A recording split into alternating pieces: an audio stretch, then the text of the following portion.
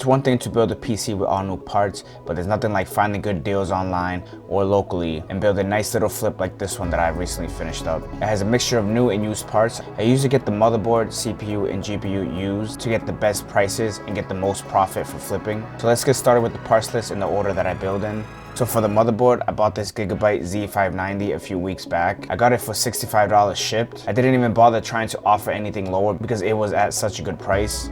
For the CPU, I wasn't sure which route to go with. I was back and forth between the 10 or 11 gen, depending on the price. But after a couple of days, I ran into this 11600K that was just posted on eBay after refreshing the page so many times. I was able to get this for $150 shipped, which is right around what you should pay, but I would not spend more unless you got everything else in the build for cheaper. Now for the RAM, storage, and CPU coolers, I don't see any point of going used. I always get these parts new. For the RAM, I went with the white alloy 2x8 gigabyte kit, clocked at 3200 megahertz. I already planned going with the double cooler, so I needed the RAM to be low profile, and I didn't get RGB because there's no point since the cooler will cover it anyway.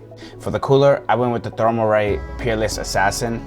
Of course, you can go with a cheaper option, but I'm really starting to like these double tower coolers. Not only they look and perform good, they're actually still a pretty good cheap option. The 1TB silicone power have been my go-to option for storage. There's really no reason to go any lower than 1TB unless you're on a really tight budget.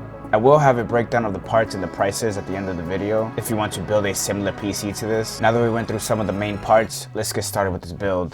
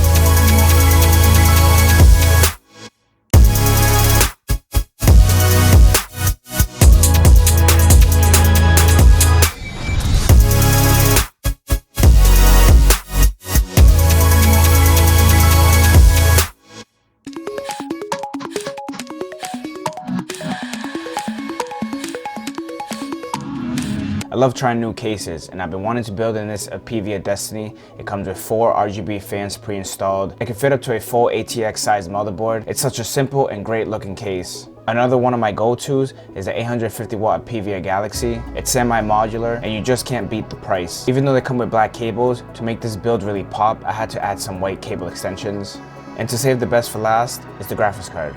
I got this MSI RTX 3070 locally for $260, which is such a great price, and it helps keep the price low for a good flip. And now that we went through the rest of the parts, let's finish up this build.